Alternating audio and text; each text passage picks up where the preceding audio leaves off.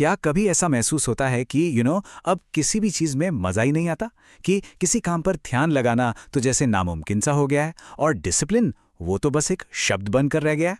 अगर ऐसा महसूस हो रहा है ना, तो आप अकेले नहीं हैं। चलिए आज साथ मिलकर समझते हैं कि हमारे दिमाग के साथ आखिर ये हो क्या रहा है और हम इसे ठीक कैसे कर सकते हैं। ये एक ऐसा सवाल है जो हम में से कई लोग खुद से पूछते हैं। आखिर ऐसा क्यों है कि जिन चीज़ों को हम पहले एंजॉय करते थे अब वही बोझ लगने लगी हैं, और किसी एक काम पर फोकस करना इतना मुश्किल क्यों हो गया है? और पता है, ये सिर्फ एक एहसास नहीं है, ये एक सच्चाई है। हमारा ध्यान अब सच में हमारे काबू में नहीं रहा। एक पल हम कोई ज़रूरी काम करने बैठते हैं और अगले ही पल हम खुद को फ़ोन पर बस यूं ही स्क्रॉल करते हुए पाते हैं। और सबसे ज़्यादा फ्रस्ट्रेटिंग बात तो ये है कि हमें पता होता है कि हमें करना क्या है, हमारे पास पूरा का पूरा प्लान तैयार होता है, लेकिन फिर भी उसे शुरू करने की हिम्मत ही नहीं जुटा पाते। ऐसा लगता है जैसे हमारे इरादों और हमारे एक्शन के बीच में ना एक बहुत बड़ी दीवार खड़ी हो गई है। तो इसका असली गुनहगार कौन है? ये कोई हमारी कमी नहीं है। असली वजह हमारे दिमाग के अंदर का एक केमिकल है, डोपामाइन। और ये नाम जितना सिंपल लगता है ना, इसका असर उससे कहीं ज्यादा कॉम्प्लेक्स है। तो चलिए इस पहेली को थोड़ा और गहराई से समझते हैं, ये जानने के लिए कि हमारा दिमाग इस जाल में फंसा कैसे। हमें इस डोपामाइन की दुविधा को सुलझाना होगा।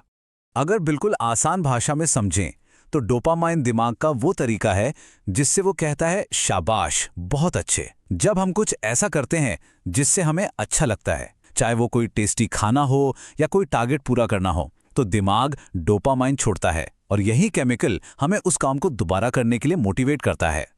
लेकिन यहाँ एक ट्विस्ट है, हर डोपामाइन एक जैसा नहीं होता है। एक तरफ है प्रीमियम डोपामाइन जो हमें मेहनत से मिलता है, जैसे कोई नई स्किल सीखने से या एक्सरसाइज करने से, और दूसरी तरफ है सस्ता डोपामाइन जो हमें तुरंत मिल जाता है, सोशल मीडिया स्क्रॉल करने से या जंक फूड खाने से। और असली प्रॉब्लम यहीं से शुरू होती है। जब हमारे दिमाग को लगातार सस्ते और आसान इनामों की आदत पड़ जाती है तो उसे मेहनत वाले कामों में कोई मजा ही नहीं आता। फिर कोई किताब पढ़ना या जिम जाना बिल्कुल बोरिंग लगने लगता है, क्योंकि उनका इनाम वो तुरंत नहीं मिलता ना। तो इस डोपामाइन के खेल का हमारी असल जिंदगी पर क्या असर पड़ रहा है? चलिए एक सवाल देखते हैं। आज के समय में एक औसत इंसान कितनी देर तक किसी एक चीज पर अपना ध्यान टिकाए रख सकता है? क्या कोई अंदाजा है? जवाब है सिर्फ 8 सेकंड। जी हां, बस 8 सेकंड।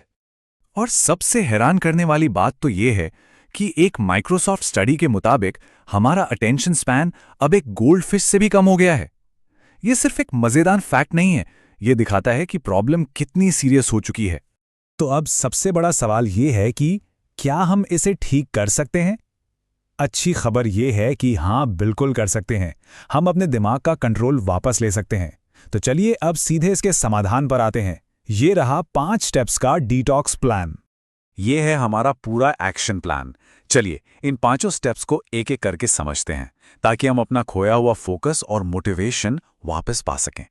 पहला कदम है पहचानना। हमें ईमानदारी से उन चीज़ों की लिस्ट बनानी होगी जो हमें तुरंत सेटिस्फैक्शन देती हैं। वो सोशल मीडिया हो, ऑनलाइन गेमिंग हो या शॉपिंग ऐप्स हो। जब तक हम इन ट्रिगर्स को पहचानेंगे नहीं, तब तक हम इन्हें कंट्रोल भी नहीं कर पाएंगे। देखिए, किसी आदत को सिर्फ छोड़ना बहुत मुश्किल होता है, उसे किसी दूसरी आदत से बदलना वो ज्यादा आसान है। तो अपनी सस्ते डोपामाइन वाली आदतों को अच्छी आदतों से बदलिए, जैसे टहलना, कोई नई भाषा सीखना या कुछ भी क्रिएटिव करना। हाँ, मैं मानता हूँ शुरुआत में बहुत बोरिंग लगेगा, लेकिन यकीन मानिए बदलाव यहीं से शुरू होगा। अपने आसपास का माहौल बदलिए, मतलब जो चीजें ध्यान भटकाती हैं उन तक पहुंचना मुश्किल बना दो। जिन ऐप से सबसे ज्यादा डिस्ट्रैक्शन होता है उन्हें फोन की होम स्क्रीन से हटा दीजिए। नोटिफिकेशंस तो तुरंत बंद कर दीजिए। और एक बहुत ही पावरफुल तरीका है, अपने फोन को ग्रे स्केल मोड पर डाल दीजिए। जब रंग ही नहीं रहेंगे तो स्क्रीन का चार्म भी खत्म हो जाएगा। और हाँ, एकदम से सब कुछ बंद करने की कोशिश मत करना, ये काम नहीं करेगा। इसे एक फास्टिंग की तरह देखिए। छोटे छोटे टारगेट से शुरू करें। अगर दिन में 8 घंटे स्क्रीन पर जाते हैं तो उसे 3-4 घंटे पर लाने का गोल बनाइए।